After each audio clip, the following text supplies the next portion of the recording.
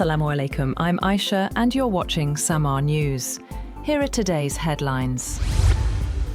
US President Donald Trump shares an image on Truth Social warning of the calm before the storm, amid reports that conflict with Iran could soon resume.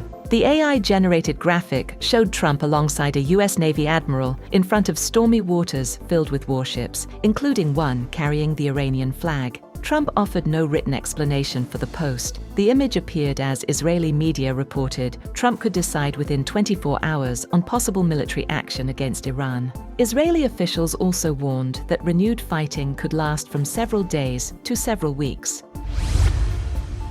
Iranian Foreign Minister Abbas Araghchi warns that Tehran is ready to resume direct military conflict with the United States if ongoing negotiations fail to deliver acceptable results. Araghchi also said the US-Israel conflict with Iran is hurting American households, citing rising energy prices, inflation, and growing economic pressure linked to disruptions in the Strait of Hormuz. In a post on X, he claimed Americans are being forced to bear the rocketing costs of the war, warning that higher debt and mortgage rates could deepen the economic impact.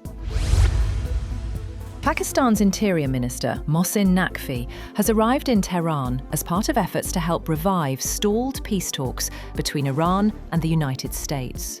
Iranian media say Naqvi held discussions with his counterpart on steps aimed at promoting dialogue and regional stability. The visit comes amid ongoing diplomatic efforts by Pakistan to support de-escalation following the fragile ceasefire in the region.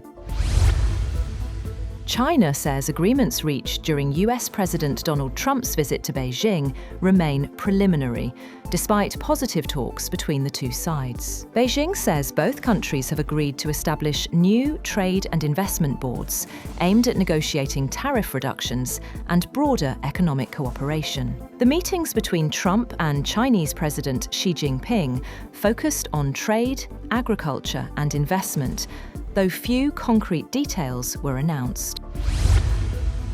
Pakistan's military media wing, ISPR, has strongly reacted to remarks attributed to Indian Army Chief General Upendra Dwivedi, calling them an expression of bankruptcy and madness. ISPR said the comments suggesting Pakistan should decide whether it wants to remain part of geography and history were inappropriate for responsible military leadership, especially between nuclear-armed neighbors. The statement warned that any attempt to pursue such thinking would have severe consequences, stressing that escalation between the two countries would be two-sided and dangerous for regional stability.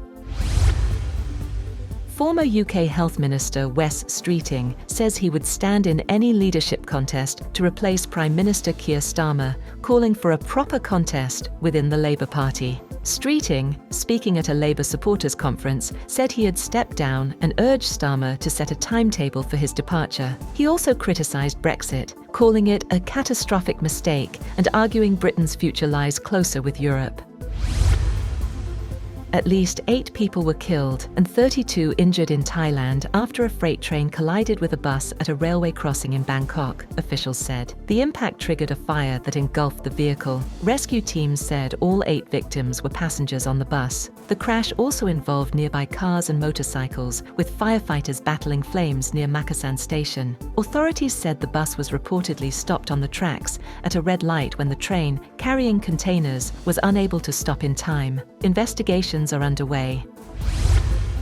That's all for now. For more updates, visit www.samaa.tv. Thank you for watching Samaa News.